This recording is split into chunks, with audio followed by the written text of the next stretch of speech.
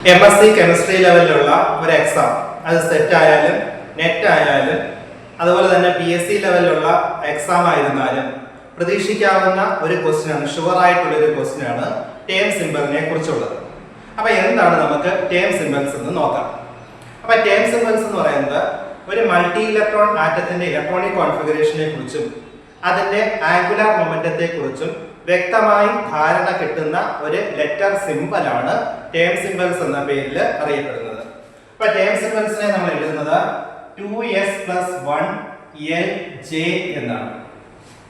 നമുക്കിനി ഇത് എങ്ങനെയാണ് ഈ ടേം സിംബൽസ് എറൈസ് ചെയ്യുന്നത്, ഉണ്ടാകുന്നത് എന്ന് നോക്കാം. അപ്പൊ ഇതിന്റെ ഫലമായിട്ടാണ് ടേം സിംബൽസ് എറൈസ് ചെയ്യുന്നത്. അപ്പൊ നമ്മൾ ഇലക്ട്രോണിക് കോൺഫിഗറേഷൻ എഴുതിയിട്ടാണ് സാധാരണഗതിയിൽ ടേം സിംബൽസ് എഴുതാറുള്ളത്. അപ്പൊ ഇലക്ട്രോണിക് കോൺഫിഗറേഷൻ ഉദാഹരണത്തിന് കാർബണിന്റെ നോക്കാം. കാർബണിന്റെ അറ്റോമിക് നമ്പർ 6 ആണ്. 1s2 2s2 2p2 ആണ് ഇതിന്റെ ഇലക്ട്രോണിക് കോൺഫിഗറേഷൻ. ഈ 2p2 എന്ന് പറയുന്ന ഇലക്ട്രോണിക് കോൺഫിഗറേഷൻ നമ്മൾ നോക്കിക്കഴിഞ്ഞാൽ ഇതിനകത്ത് px orbital, py orbital, pz orbital, 3 orbital ഉണ്ട്. ഇതിനകത്ത് 2 ഇലക്ട്രോൺസ് ഉണ്ട്. അപ്പൊ ഇത് ഒന്നിലധികം ഇലക്ട്രോൺസ് ഉള്ള ആറ്റമാണ്, അതായത് മൾട്ടി ഇലക്ട്രോൺ ആറ്റമാണ്. ഇതിനകത്ത് ഇലക്ട്രോണുകൾ തമ്മിൽ റിപ്പൽഷൻ ഉണ്ടാകും. അപ്പൊ ഈ ഇലക്ട്രോണുകൾ തമ്മിൽ റിപ്പൽഷൻ ഉണ്ടാകുന്നതിന്റെ ഫലമായിട്ട് അറ്റോമിക് ടേംസ് അറൈസ് ചെയ്യും. അതായത് ഇലക്ട്രോൺ ഇലക്ട്രോൺ റിപ്പൽഷൻസിന്റെ ഫലമായിട്ട് അറ്റോമിക് ടേംസ് അറൈസ് ചെയ്യും.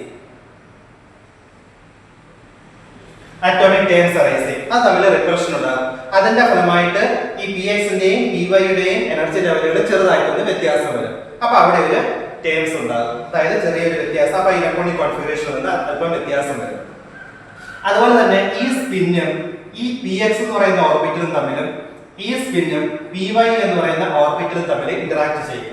ആ ഇന്ററാക്ഷനെ പറയുന്ന പേരാണ് സ്പിൻ ഓർബിറ്റ് ഇന്ററാക്ഷൻ എന്ന പേരിൽ അറിയപ്പെടും. അല്ലെങ്കിൽ നമ്മൾ അതിനെ സ്പിൻ ഓർബിറ്റ് കപ്ലിംഗ് എന്ന പേരിൽ അറിയപ്പെടും.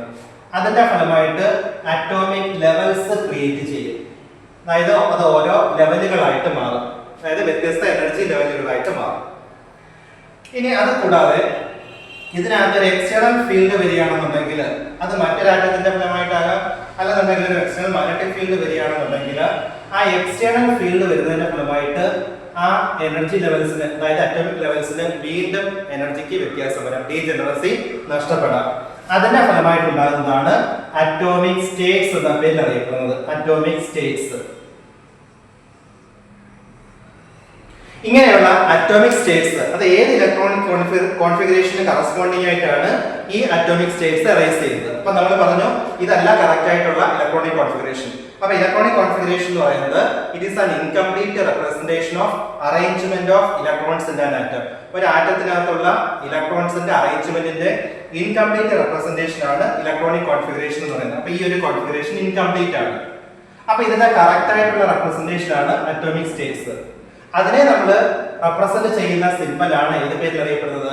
ടേം സിംബൽസ് എന്ന പേരിൽ അറിയപ്പെടുന്നത്. അപ്പൊ നമുക്ക് പറയാൻ പറ്റും ടേം സിംബൽസ് ഉപയോഗിച്ചുകൊണ്ട് നമുക്ക് ഇലക്ട്രോണിക് കോൺഫിഗറേഷൻ എഴുതാൻ പറ്റും. അതിന്റെ റിസൾട്ടന്റ് ആയിട്ടുള്ള ആംഗുലാർ മൊമെന്റവും കണ്ടുപിടിക്കാൻ പറ്റും. എന്തുകൊണ്ടാണ് ആംഗുലാർ മൊമെന്റ് അറൈസ് ചെയ്യുന്നത്? ഈ ഇലക്ട്രോൺസ് ആ ന്യൂക്ലിയസിന് ചുറ്റും ഒരു സർക്കുലേറ്റ് ചെയ്തുകൊണ്ടിരിക്കുകയാണ്. അപ്പൊ ഇങ്ങനെ റൊട്ടേറ്റ് ചെയ്യുന്ന ഒരു പാർട്ടിക്കിളിനെ സംബന്ധിച്ചിടത്തോളം അതിന്റെ ആംഗുലാർ മൊമെന്റം ഉണ്ടായിരിക്കും. അപ്പൊ അത് നമുക്ക് എന്തുപയോഗിച്ച് കണ്ടുപിടിക്കാൻ പറ്റും? ടേം സിംബൽസ് ഉപയോഗിച്ച് കണ്ടുപിടിക്കാൻ പറ്റും. അപ്പൊ ഇലക്ട്രോണിക് കോൺഫിഗറേഷൻ അല്ല കറക്റ്റ് ആയിട്ടുള്ളത്. ഏതാണ് കറക്റ്റ് ആയിട്ടുള്ളത്? ടേം സിംബൽസ് ആണ് കറക്റ്റ് ആയിട്ടുള്ളത്. ഇനി എങ്ങനെയാണ് ടേം സിംബൽസ് എഴുതുന്നത് എന്നതിനെ കുറിച്ച് നമുക്ക് വരുന്ന വീഡിയോകളിൽ ഡിസ്കസ് ചെയ്യാം.